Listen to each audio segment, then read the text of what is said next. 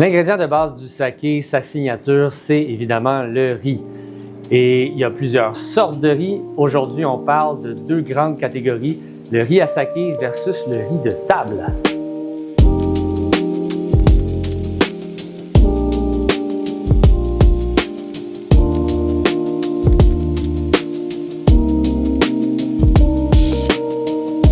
Alors, le riz à saké, qu'est-ce que c'est?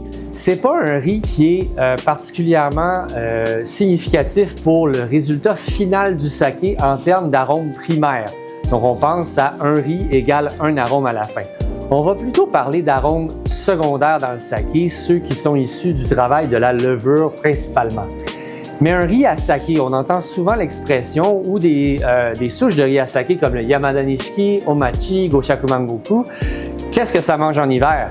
C'est en fait un riz qui est facile à brasser, sur lequel on va avoir plus de contrôle en tant que brasseur qu'un riz de table qui nous donne plus de défis.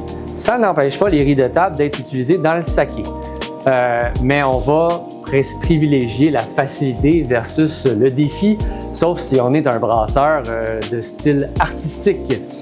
Donc, quelles sont les caractéristiques d'un riz à saké? Vous avez d'abord un gros grain de riz, parce qu'on a besoin de moins de grains pour faire la même quantité de saké.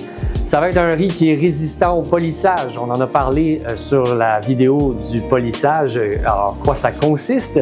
Mais si à travers le polissage, le grain de riz va se fendre, on va avoir une moins bonne qualité de koji. Ça prend aussi un grain de riz qui absorbe facilement de l'eau, parce que l'absorption de l'eau va stabiliser la croissance du koji. Et ultimement, on pourrait nommer la forte concentration en amidon.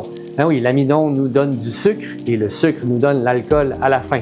Donc, si j'ai plus d'amidon en proportion dans mon grain de riz, je vais avoir beaucoup plus de facilité à faire un produit alcoolisé à la fin.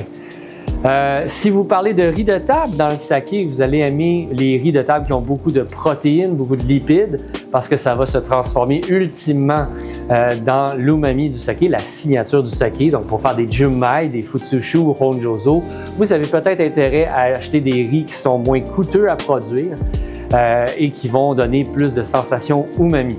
Rappelons que des riz à saké, c'est difficile à produire pour un agriculteur, c'est plus risqué.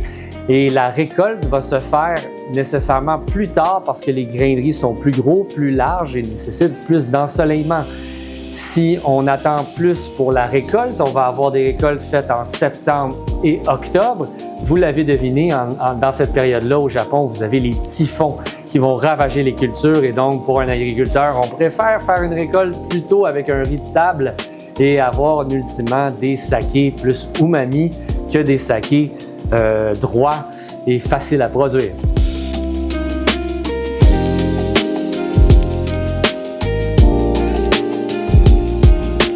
Si vous voulez des recommandations de riz à saké qui sont à la SAQ, je pense qu'un de ceux que j'utilise le plus dans le cours serait le bienvenu pour vous à découvrir. Ce serait le Sanzen Omachi Junmai Daiginjo. Donc, je l'ai dit dans le mot, le riz Omachi qui est le premier riz à saké enregistré par le gouvernement. Le premier riz à saké véritable, ça serait peut-être le Issei Nishiki qu'on ne retrouve pas encore au Québec, mais que j'aimerais vraiment qu'un agent amène peut-être en importation privée. Le message est lancé. Pour les autres, si vous voulez découvrir différentes sortes de riz à saké, les agences le mettent de plus en plus sur leurs étiquettes. Allez vous informer.